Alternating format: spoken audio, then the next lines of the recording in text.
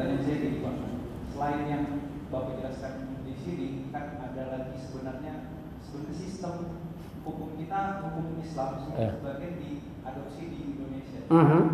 Kayak apa ya, kayak peradilan agama, kayak hukum waris. Nah masalahnya dalam pemilihan hakim tidak Islami, jadi hanya berdasarkan kualitas dia lulus, tes tertulis seperti itu, terus masuk kualifikasi jadi hakim. Antum sendiri memang berbasic hukum ya? Iya. Dari pidana, perdata? Saya ini corporate legal. Oh, corporate legal ya. Oke, memang saya karena saya juga belajar hukum dulu ya, pidana, perdata. Yang belum ada saya pelajari hukum karma karena nggak ada di kampus. Jadi betul, saya sudah tangkap yang antum sampaikan itu. Betul Mas. Struktur sebuah negara dimulai dari law enforcement, penegakan hukum. Ketika penegakan hukum dilakukan, antum pernah ke Singapura? Belum. Lihat Singapura itu. Sepreman-preman orang Jakarta, kalau Singapura pasti disiplin karena sistemnya sudah rapi. Tapi serapi-rapi orang Singapura ke Jakarta pasti buang sampah karena Jakarta tidak ada sistem. Jadi Islam itu keunggulannya di sistem. Semenyimpang apapun umat Islam, kalau dia kembali kepada sistem, namanya sistem hukum Al-Quran, dia pasti kembali menjadi yang benar. Persoalan hari ini, kita terlambat memperkenalkan sistem. Saya ngisi kajian di rumah Dirjen HAM dan Humas. Saya banyak ngisi kajian di rumah Menteri. Saya sampaikan tadi, metodologi hukum Islam dalam tataran implementatif. Mereka senang. Apa jawab Dirjen Sekjen di sana? Ya gimana Pak, kami memahami Islam. Karena kami belajar Islam dari Belanda, bukan dari Saudi Arabia. Satu-satunya cara kepala negara harus yang Islami. Bisa nggak kita angkat kepala negara ke depan yang Islami? Ada pilihan yang Islami tapi dijatuhkan di impeachment. Siapa itu? Pak Habibie. Dia mantan ketua ICMI. Begitu dia jadi presiden dilantik, pertama dia robah apa? Karpet istana yang merah jadi hijau. Yang kedua, parade senja yang dilakukan militer penurunan bendera dihapuskan karena mengganggu sholat maghrib pejabat negara. Yang ketiga, bersatu dengan Jenderal Faisal Tanjung, semua akabri, pembukaan akabri sekian persen diambil dari pesantren. Diharapkan jenderal yang beragama Islam yang taat. Tapi begitu terpilih justru yang menjatuhkan Pak Habibie dari orang-orang Islam. Karena apa? Diprovokasi dari media mereka. 1600 kali Pak Habibie di demo, padahal targetnya luar biasa bagus. Beliau di cover dengan Faisal Tanjung, bersatu dengan ini, ketua DPR-nya MPR semua Islami, membuat karakter negara yang Islami. Tapi maaf, karena kekuatan media di tangan mereka, muncullah gerakan anti Habibie di Bundaran HI. Turunkan Habibie, Habibie anjing, sisa Orde Baru, segala macam. Oleh Bapak, waktu itu Bapak Sudi Silalahi, membawa mereka ke Kodam. Ternyata orang yang teriak-teriak tadi yang berjilbab, di bawahnya semua salib. Ternyata orang Kristen yang dipertutup dengan jilbab.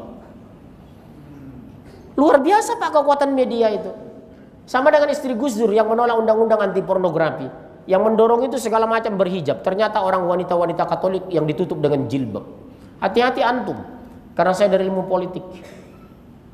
Jadi saya dulu belajar hukum, perdata pidana, psikologi, antropologi, sosiologi. Jadi saya lihat sistem berpikir umat Islam lebih banyak mendengar media daripada mendengar Quran.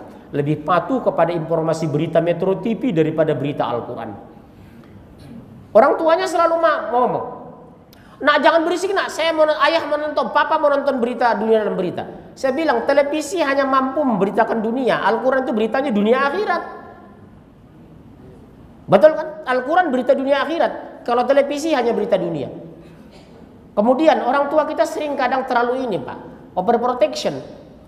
Kalau ada teman anaknya seperti beliau, diajak nikah sama teman, sama ibunya. Begitu menghadiri acara pernikahan, tuh kapan kamu nyusul, nikah dong sama dia. Dia kan nikah, kapan kamu nyusul? Begitu acara pemakaman, antum diajak orang tua, ma kapan kamu nyusul? Berani nggak ngomong kayak gitu? Subhanallah. Jadi kita terlalu overprotection Mas. Jadi saya Mas, jujur, alhamdulillah Allah takdirkan saya sekarang mengisi kajian di depan orang pengambil kebijakan, policy maker. Jadi minimal ke depan ini ada pencerahan buat mereka bahwa Islam agama sempurna dan tidak ada salah dengan hukum Islam. Yang salah kita memandang hukum Islam. Karena media terlanjur membangun opini hukum Islam itu sadis dan menakutkan, bukan menenangkan dan menguntungkan. Saya balik sekarang opini mereka. Saya kan bahkan diundang ke Gani Jemat, Mas, yang jalan di Penogoro itu. Di sana kan semua agama ada. Begitu saya studi komparatif antara hukum konvensional, pidana konvensional dengan pidana syariah, mereka kaget. Luar biasa Islam itu, saya bilang. Islam itu transparan, universal, praktis, ekonomis. Contoh, dalam Islam itu membunuh nyawa lawan nyawa. Kutiba alaikumul qisasu fil qats. Nyawa dengan nyawa, kisos. Bayangkan 5 orang mau saya pancung, modalnya cuma 700.000. 5 detik selesai. Cik cik cik, kayak tetelan. Tapi kalau konvensional, kita penembakan. Berapa intel yang harus disiapkan, berapa regu brimob yang harus dilatih, berapa pesawat menguasai mereka. Hanya 6 orang narkotika, kasus narkoba kemarin menghabiskan uang miliaran rupiah. Tidak ekonomis dan tidak praktis, Mas. Islam tidak. Cek cek cek selesai. Kalau ditembak sakitnya bisa 7 menit. Kalau dipancung hanya 7 detik. Karena terputusnya sistem saraf dalam hitungan detik. Syik, menggelepar-gelepar, syik, selesai. Innalillah. Tapi kenapa kita jauh dari hukum itu, Mas? Pemimpin negara tidak memahami Al-Quran secara kafah. Makanya ke depan ini harus kita kader umat ini, agar ke depan terpilih pemimpin yang beriman. Karena Allah tidak akan turunkan pemimpin yang jauh dari siapa yang dia pimpin.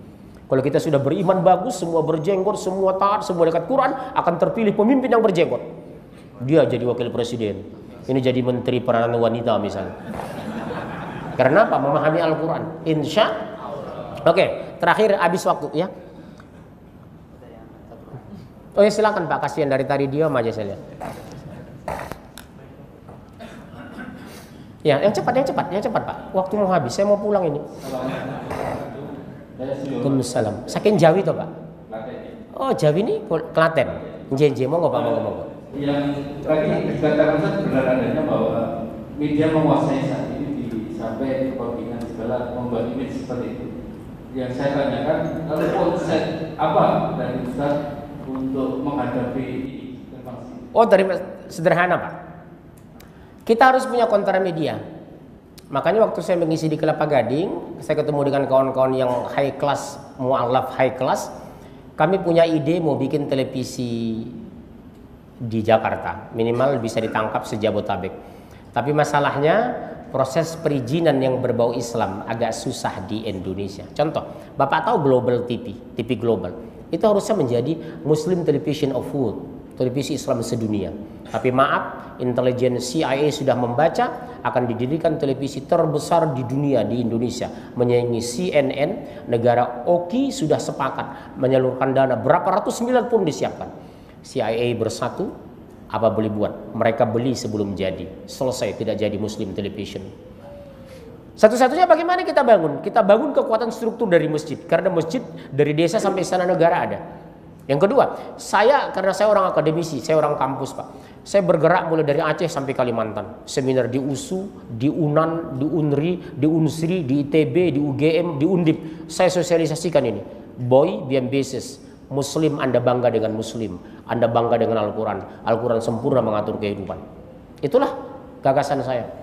Karena kalau kita membangun Muslim Television agak kesulitan, regulasinya berat. Karena kita ditantang sama kaum salibin. Allahu a'lam bishawab.